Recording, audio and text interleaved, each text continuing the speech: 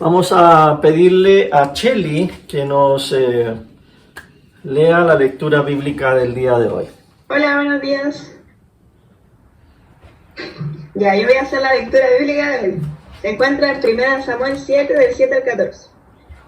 Y cuando los jefes de los filisteos se enteraron de que los israelitas estaban reunidos en Mizpa, se prepararon para ir a luchar contra ellos. Y cuando los israelitas lo supieron, se llenaron de miedo.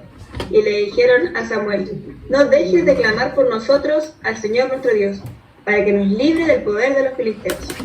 Entonces Samuel tomó un cordero recién nacido y lo sacrificó, y lo ofreció al Señor.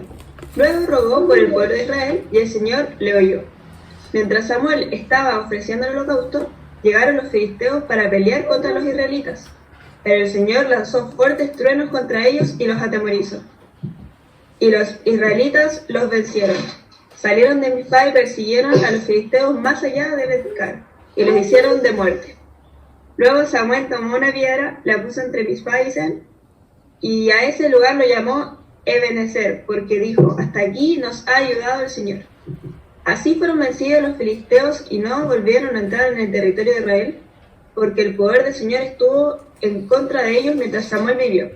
Los israelitas liberaron el territorio de los filisteos, tenían en su poder y recuperaron las ciudades que le había relatado, desde Ecrón hasta Gat. Así los israelitas y los amorreos vivieron en paz. Era primera de Samuel, para que pregunte, 1 Samuel 7, del 7 al 14. Y ahora la oración. Dios Todopoderoso, tú has derramado sobre nosotros la nueva luz de tu verbo encarnado. Concede que esta luz que arde en nuestro corazón resplandezca en nuestra vida, mediante nuestro Señor Jesucristo, que vive y reina contigo, en la unidad del Espíritu Santo, un solo Dios, ahora y por siempre. Amén. Amén. Muchas gracias, Cheli. Y Cheli me recuerda la importancia del ministerio de niños, de influir en la vida de nuestros pequeñitos. Tendría yo unos 6 o 7 años y mi hermana Verónica, no voy a decir cuántos tenía porque siempre se enoja, pero alrededor de los míos, de mis años, y íbamos a la escuela dominical. La profesora se llamaba Rebeca Acuña, tendría en ese tiempo unos 18 años, y ella nos dijo que había una tarea que hacer. Y la tarea era, durante la semana, encontrar una piedra, no muy grande, encontrar una piedra, lavarla bien, y sobre la piedra dibujar estas palabras: Ebenezer, y usar acuarela o témpera, lo que fuera, lo que nos sirviera. Así que con mi hermana anduvimos bien ocupados esa semana buscando la mejor piedra que podíamos encontrar, y cada uno de nosotros escribió Ebenezer en la piedrita y la llevamos el domingo a la escuela dominical. Y ahí entonces la profesora nos enseñó el pasaje que hoy les estoy predicando, que es la historia del pueblo de Israel antes de que tuvieran reyes, y estaba el último juez que se llamaba Samuel, que también era un gran profeta de Dios. Y Samuel entonces está reuniendo al pueblo para adorar. No había templo en ese tiempo, no, Jerusalén existía, pero era de otra tribu, no era de Israel. Y el tabernáculo donde Dios manifestaba su presencia iba de lugar en lugar, y en este momento está en un pueblito llamado Mizpa. Y él llama a la gente a juntarse y adorar a Dios en Mizpa. El problema es muy similar a la situación que estamos viviendo hoy en día al finalizar el año 2020. ¿Se acuerdan que cuando he predicado o he enseñado acerca de Jezabel, cada vez que yo decía Jezabel, ustedes decían ¡bú! ¿Se acuerdan? Ahora pareciera que cada vez que nombremos el año 2020 la gente va a decir ¡bú! Bueno, estamos en un ambiente de amenaza y de miedo. Si somos honestos, cada uno de nosotros, estamos terminando el año con incertidumbre, otra vez encerrados, otra vez intranquilos, y si bien es cierto nos gusta estar en la casa, a mí me gusta estar en la casa, llega un momento en que uno empieza como a desesperarse, a inquietarse. ¿Cuándo va a terminar esto? ¿Cuándo vamos a salir de esta amenaza que se cierne sobre la tierra? ¿Y cuándo podré yo eliminar los miedos y los temores que tengo en cuanto a la pandemia? La pandemia podríamos nosotros asimilarla hoy en día a la amenaza que los israelitas en aquel tiempo tenían, que eran los filisteos. Los filisteos eran un pueblo invasor, no eran originarios de Palestina, venían de otras islas del Mediterráneo, de Fenicia, y ellos llegaron a la costa de Israel y se apoderaron de toda la costa, de los puertos y de la planicie costera. Y los israelitas, el pueblo de Dios, permaneció arriba en las montañas. Ellos vivían en los valles de las montañas de Judea, en el medio de Israel. Es como que si nosotros viviéramos aquí en Santiago y los filisteos invadieran todo el litoral central y Valparaíso y no nos dejaran bajar, no nos dejaran ir allí y que la amenaza siempre estuviera allí. Y cuando nosotros nos iba bien y hacíamos, producíamos fruto, nuestras cosechas, entonces en ese tiempo los filisteos subían, nos robaban, nos asaltaban y bajaban otra vez a la costa. Esa era la situación de amenaza y de miedo que vivían los israelitas. Y ese día que se juntaron con Samuel para adorar a Dios, el pueblo le dice a Samuel: no dejes de clamar por nosotros al Señor, nuestro Dios, para que nos libre del poder de los filisteos. Y aquí hay algo muy hermoso del hecho de que Dios tiene líderes, Dios tiene siervos, Dios tiene iglesias, Dios tiene personas que le dan al mundo una esperanza. Nosotros somos la esperanza. Y nosotros también en la iglesia acudimos a los líderes porque necesitamos una palabra de aliento, necesitamos que alguien ore por nosotros, necesitamos ayuda. Esa es la situación en la cual estamos ahora, terminando el año 2020. No deje de clamar por nosotros al Señor nuestro Dios, le dicen a Samuel. Y la iglesia ha estado clamando, y no solo hemos estado clamando nosotros por nosotros mismos, sino que hemos estado intercediendo por todo el mundo en pandemia. No dejamos de clamar por nuestra tierra, por nuestra iglesia, a nuestro Dios. ¿Para qué? Dicen los israelitas. Para que nos salve del poder de los filisteos. Y nosotros como hijos de Dios estamos orando para que el Señor nos salve de todo temor, de toda angustia, de toda ansiedad y de todo poder de esta maldita plaga que ha azotado la tierra. Así estamos terminando el 2020. El poder de... Agréguele usted, porque usted tiene situaciones personales. ¿Qué poder está influyendo en su vida y lo está debilitando? ¿Qué poder del maligno? ¿Qué poder maléfico? ¿Qué poder de las tinieblas? ¿Qué enfermedad? ¿Qué situación económica? ¿Qué desánimo? ¿Qué depresión? Que tiene poder, porque se siente en la vida. Ese poder tiene que ser anulado en el nombre de nuestro Señor Jesús. Y para eso tenemos que echar mano de las armas espirituales. Vístanse con toda la armadura de Dios para que podamos estar firmes en aquel día y podamos vencer esos poderes. ¿Qué hizo Samuel?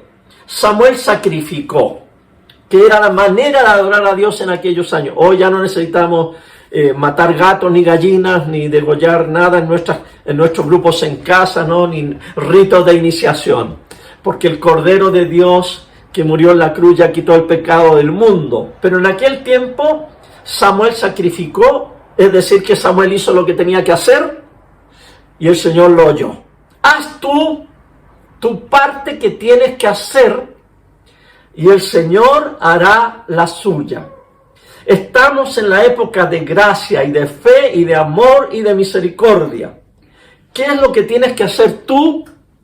Sencillamente confiar en el Señor, tener fe, recibir el regalo de Dios, aceptar su gracia y descansar en el Señor.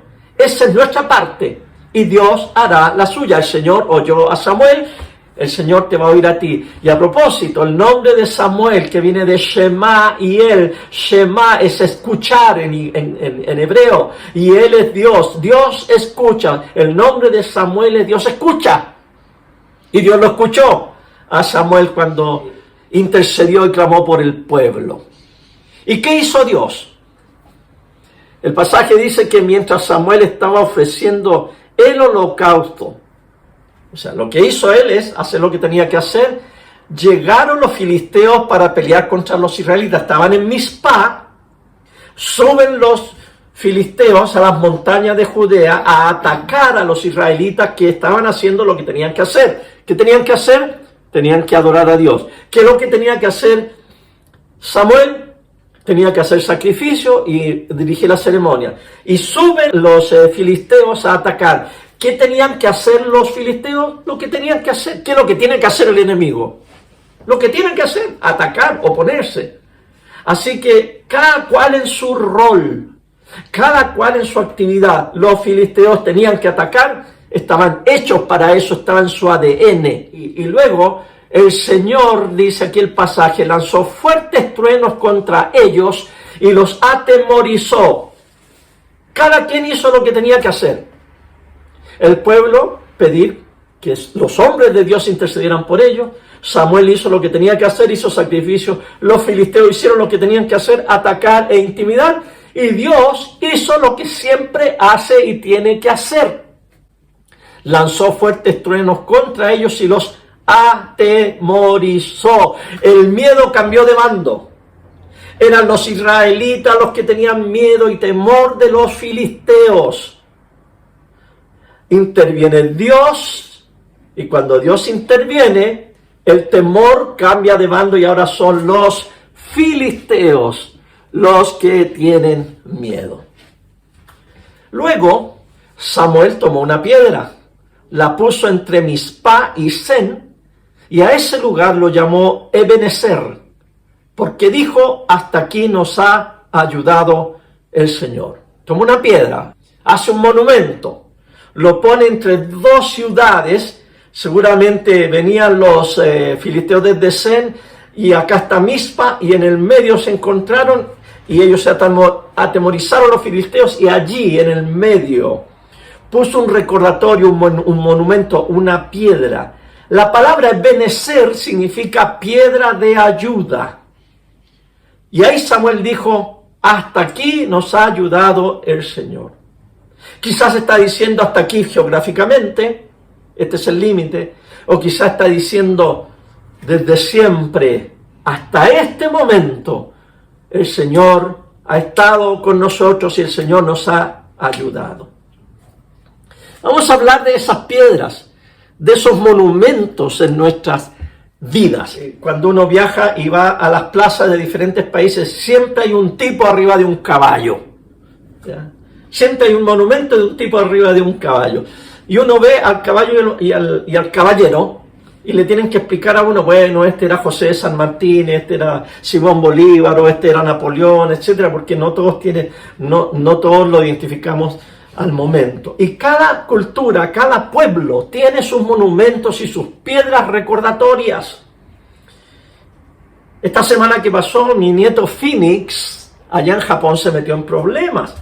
En la playa de Okinawa hay unos monumentos a los soldados caídos en guerras pasadas, especialmente en la Segunda Guerra Mundial. Y mi nieto se puso a jugar arribita de estos montículos, porque era un cerrito y no sé qué forma tendría, pero se metió en problemas porque el papá lo regañó, lo retó y lo castigó porque le estaba faltando el respeto a los soldados, a la gente que ha caído en otras guerras, y aunque hayan sido los gringos los que invadieron Japón, bueno, ahí hay un problema histórico, ético, etcétera. Y el niño estaba muy afligido porque él no había entendido, no sabía que ese cerro era un lugar sagrado para los japoneses. Dios nos ha hecho a nosotros seres físicos y seres materiales. Nosotros necesitamos monumentos, nosotros necesitamos objetos, nosotros necesitamos mirar, tocar o leer para que esas cosas nos recuerden de lo trascendental. Lo importante en nuestras vidas es recordado por medio de objetos. Una foto, un cuadro, un mantel, un juguete, una vela, una canción, una frazada, un gorro, una cruz, un anillo, un postre, una corbata, un par de zapatos. Me acuerdo que yo tenía un par de zapatos con el cual caminamos junto a Nona y la Hannelore que está por ahí. Caminamos 60 kilómetros desde Nazaret a Capernaum en la Tierra Santa. Y esos zapatos gastados y rotos, yo no los quería botar porque eran los benditos zapatos con los cuales yo había caminado en Tierra Santa. Yo creo que la Nona un día se aburrió y me los tiró, me los botó. Pero son monumentos, son piedras que nos dicen hasta aquí me ha ayudado el Señor. Mi mamá se viene a veces a quedar aquí a un cuartito que tenemos, se queda algunos días.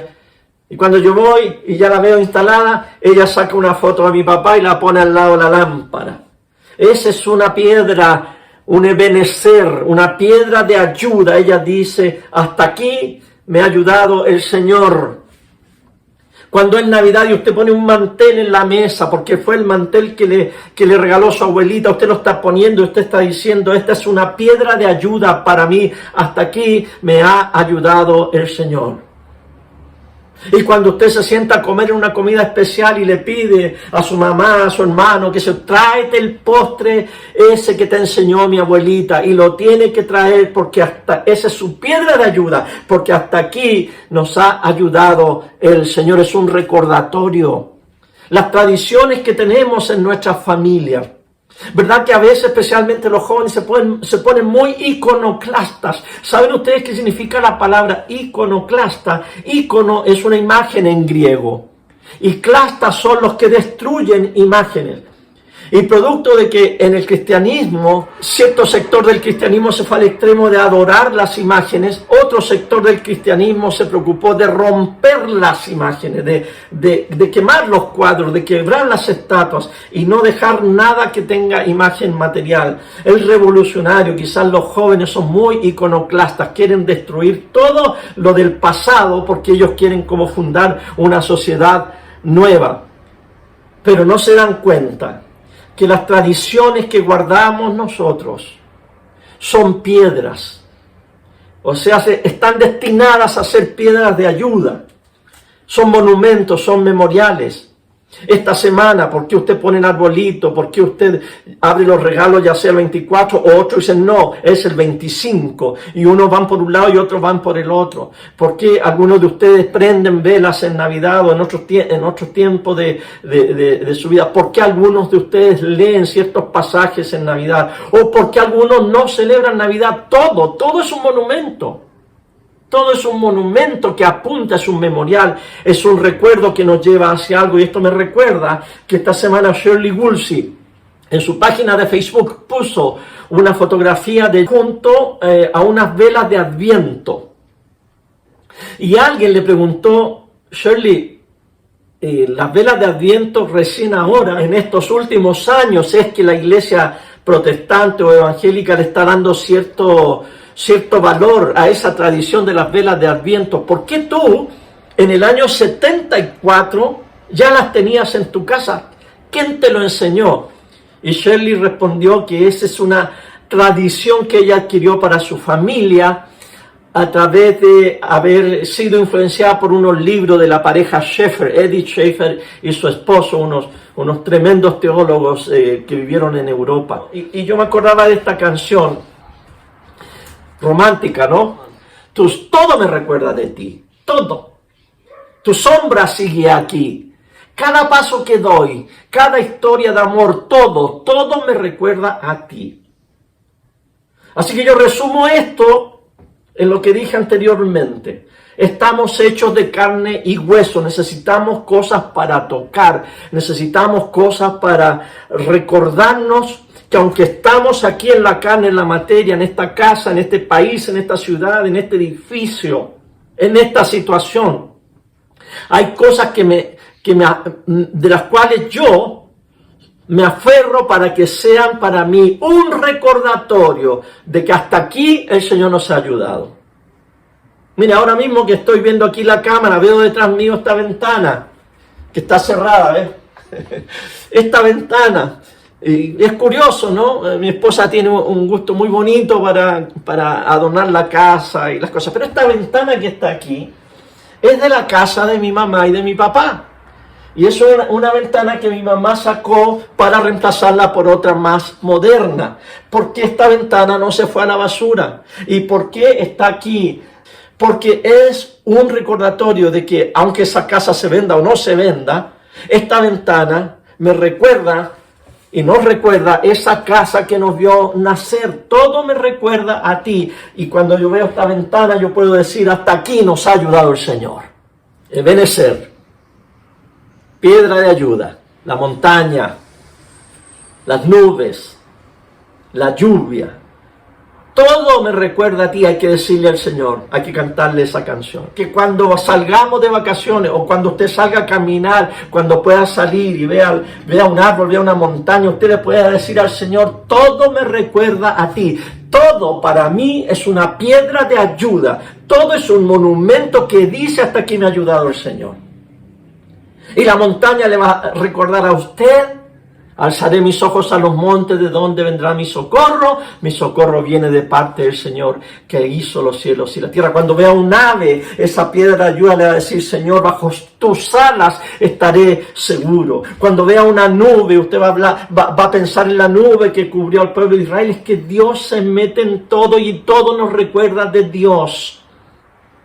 Así que yo quiero aquí regañar un poquito a aquellos cristianos tan espirituales que no tienen imaginación, son tan etéreos, son tan espirituales, son tan fuera de aquí, de este mundo, que ellos nomás es todo aire, todo espíritu. Cuando Dios se manifestó en una serpiente de bronce, cuando Dios se manifestó con fuego, cuando Dios se manifestó con trueno, cuando Dios se manifestó con silbo apacible, cuando Dios se manifestó, incluso hablando hasta por un burro, hermano, cuando vea un burro, diga, todo me recuerda a ti, Señor, piedra de ayuda, y hasta aquí me ha ayudado el Señor, y gracias porque no soy tan burro como este animal. Incluso la manifestación más gloriosa del amor de Dios está en un madero, en un palo llamado la cruz. Eso nos recuerda del amor de Dios. Romanos 8:28. Ahora bien, y dice mi Biblia, Reina Valera contemporánea, sabemos que Dios dispone todas las cosas para el bien de los que lo aman, es decir, de los que Él ha llamado de acuerdo a su propósito. Pero en la versión Reina Valera 60, que la mayoría de ustedes la tienen, esa palabrita ahí, sabemos que Dios dispone todas las cosas, está dicha de otra manera. Dice, todas las cosas les ayudan a bien. La palabra ayuda, piedra de ayuda. Para el cristiano, todas las cosas les ayudan a bien. Entonces, ahora alguno me va a decir, sí, Fernando, pero son cosas, son situaciones, son cosas, acontecimientos, no son objetos. Bueno, resulta que Pablo, en el mismo capítulo 8, está hablando que la creación es la que gime a una, con dolores de parto, esperando la redención de los hijos de Dios. Y en ese pasaje es que Pablo inserta todas las cosas. Claro, son situaciones, pero las situaciones no van a venir etéreamente. La pandemia, si le pega a usted, va a llegar porque usted no se lavó las manos, o porque le dio un beso a alguien, o porque tocó un objeto que tenía un virus, y el virus no es etéreo, no es espiritual, no es un demonio el virus, es un ser vivo que se le metió a usted y es algo físico. Obviamente que si le llega a pasar eso, como a algunos de ustedes les ha pasado, que ya se infectaron con el coronavirus, eso también a usted le recordó que Dios es una piedra de ayuda. Y eso que fue una piedra de tropiezo, viene a ser para usted una piedra de ayuda. Todas las cosas le ayudan a bien. Termina este pasaje diciendo, así fueron vencidos los filisteos y no volvieron a entrar en el territorio de Israel, porque el poder de Dios estuvo en contra de ellos mientras Samuel vivió. Los israelitas liberaron el territorio que los filisteos tenían en su poder y recuperaron las ciudades que les habían arrebatado desde Crol hasta Gat. Así los israelitas y los amorreos vivieron en paz. Queridos hermanos, ¿qué territorio ha perdido usted este año? ¿Qué cosas ha perdido? ¿Qué cosas no ha recuperado? ¿Qué cosas le han invadido? ¿Qué cosas le han desanimado? Todas esas cosas que el año 2020 quizás nos quitó o nos atemorizó, por lo menos a más de alguno de haberle quitado la paz. Todas esas cosas debemos recuperarlas en el nombre del Señor. Y con la ayuda del Señor, y con la ayuda de los siervos de Dios, y con nuestra fe y nuestra esperanza de que si clamamos al Señor, vamos a recuperar el territorio perdido. Y el que esté firme, porque hay algunos que estamos firmes, mire que no caiga, dice el apóstol. Debemos estar alertas. Porque si bien es cierto, ustedes saben, los que estudiamos los libros históricos del Antiguo Testamento, los filisteos fueron vencidos. Pero luego sigue la historia y viene David, y David tiene que pelear contra Goliat, y David tiene que vencer a los filisteos, porque esto, hermano, no es algo no es una victoria definitiva hoy. Será una victoria definitiva cuando Cristo venga. Pero mientras tanto vamos a tener batalla, y vamos a tener momentos y periodos de que vamos a vencer, de que vamos a echar fuera al enemigo, pero también hay momentos que el enemigo se va a fortalecer y nos va a atacar y a atemorizar, y nosotros vamos a volver a orar al Señor y nos vamos a fortalecer y vamos a volver a firmarnos en las piedras de ayuda, porque tenemos que vivir alerta, alerta. Y termina este pasaje diciendo que así los israelitas y los amorreos vivieron en paz. Mire qué curioso, los enemigos de los israelitas eran los amorreos y vivieron en paz. Bueno, nuestra idea humana es que a los enemigos hay que derrotarlos y hay que matarlos si es posible. Es lo que hablábamos en unos sermones atrás, que el Señor nos invita a caminar el sendero de la paz. Pero el sendero de la paz de los seres humanos, de los gobiernos, de los sistemas políticos, es anular al enemigo. Pero el sendero de la paz del cristiano consiste en que seguimos al príncipe de la paz y estamos conscientes que los enemigos siempre van a estar aquí y no los vamos a poder derrotar hasta el día en que el Señor restaure todas las cosas, aquel día en que el Señor vendrá por segunda vez e instaurará su reino, como dice el ángel, y su reino no tendrá fin. Hasta ese día en que todos sus enemigos estarán puestos por estrado de sus pies, hasta ese día usted va a tener que lidiar con los enemigos.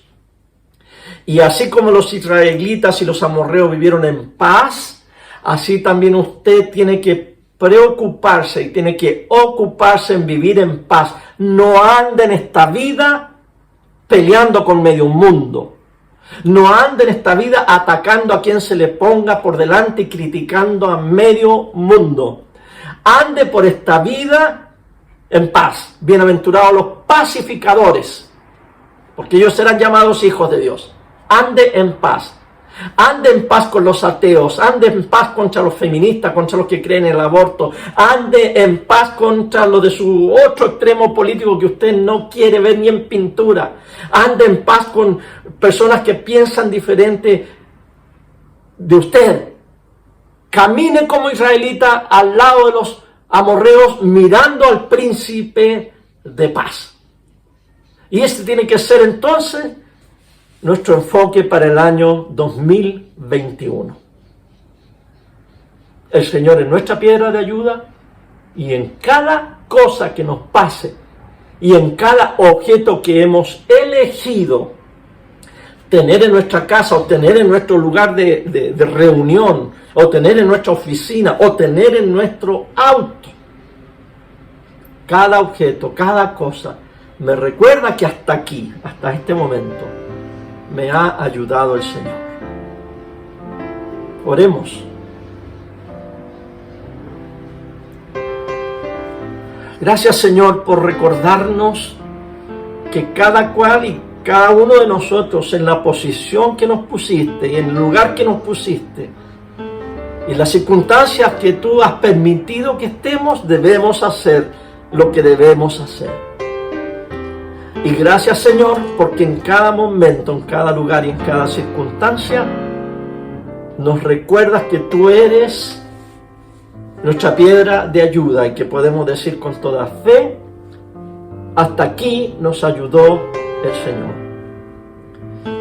Y ahora que vamos a tomar objetos como el pan y como el vino, nos van a recordar el sacrificio de nuestro Señor Jesús. Es un monumento, es un memorial el que vamos a hacer ahora, Señor, en tu nombre santo. Y al tomarlo en la mano y al comerlo y al pasarlo a nuestro cuerpo, vamos a recordar que hasta aquí nos ayudó el Señor. En el nombre de Jesús. Amén.